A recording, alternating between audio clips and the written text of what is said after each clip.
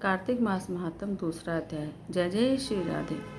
भगवान श्री कृष्ण आगे बोले, हे प्रिय, जब गुणवती को राक्षस द्वारा अपने पति और पिता के मारे जाने का समाचार मिला तो वह विलाप करने लगी। हा नाथ, हा पिता, मुझको त्याग कर तुम कहाँ चले गए? मैं अकेली स्त्री तुम्हारे बिना अब क्या करूँ? अब मेरे भोजन वस्त्र आदि की व्यवस्था कौन करेगा? घर में प्रेम पूर्वक मेरा पालन पोषण कौन करेगा? मैं कुछ भी नहीं कर सकती। मुझ विधवा की कौन रक्षा करेगा? मैं कहाँ जाऊँ? मेरे पास तो अब कोई ठिकाना भी नहीं रहा। इस प्रकार विलाप करते हुए गुणवती चक्कर खाकर धरती पर गिर पड़ी और बेहोश हो गई। बहुत देर बाद जब उसे होश आया तो वह पहले की तरह ही करुण विलाप करते हुए शोक सागर में डूब गई। कुछ समय के पास जब वह संभली तो उसे ध्यान आया कि पिता और पति की मृत्यु के बाद मुझे उनकी क्रिया करनी चाहिए जिससे उनकी गति हो सके। इसलिए उसने अपने घर का सारा सामान बेच दिया और उससे प्राप्त धन से उसने अपने पिता और पति का श्राद्ध आदि कर्म किया। फिर वह उसी नगर में रहते हुए आठों पैर भगवान विष्णु की भक्ति करने लगी।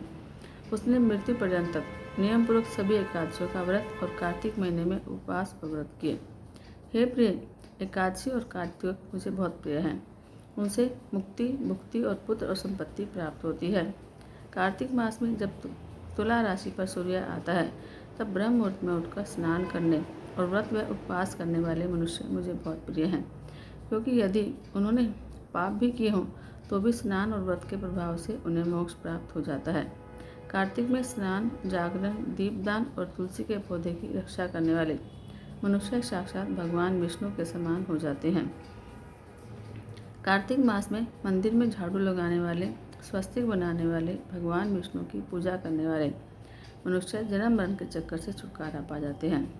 यह सुनकर गुणवती भी हर वर्ष श्रद्धापूर्वक कार्तिक का व्रत और भगवान विष्णु की पूजा करने लगी।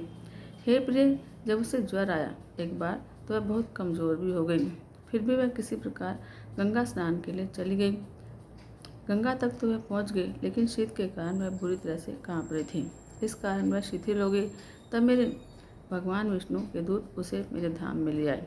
फिर ब्रह्मा आदि देवताओं की प्रार्थना पर जब मैंने कृष्ण का अवतार लिया तो मेरे गण भी मेरे साथ इस पृथ्वी पर आए, जो उस समय यादव हैं।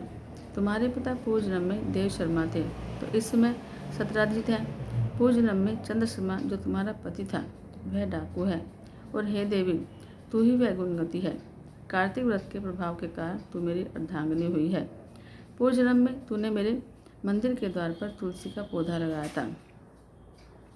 इस समय वह तेरे महलों के आंगन में कल्प वृक्ष के रूप में विद्यमान है। उस जन्म में जो तुमने दीपदान किया था उस कारण तुम्हारी देह इतनी सुंदर है और तुम्हारे घर में साक्षात लक्ष्मी का वास है।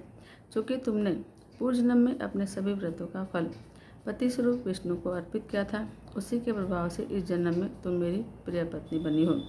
पूर्व जन्म में तुमने नियमपूर्वक जो कार्तिक मास का व्रत किया था उसके कारण मेरा और तुम्हारा कभी योग नहीं होगा।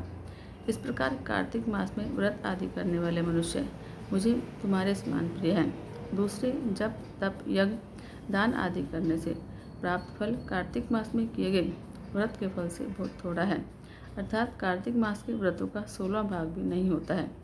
इस प्रकार सत्यभामा भगवान श्री कृष्ण के मुख से अपने पूर्व जन्म के पुण्य का प्रभाव सुनकर बहुत प्रसन्न हुई। जय श्री कृष्ण।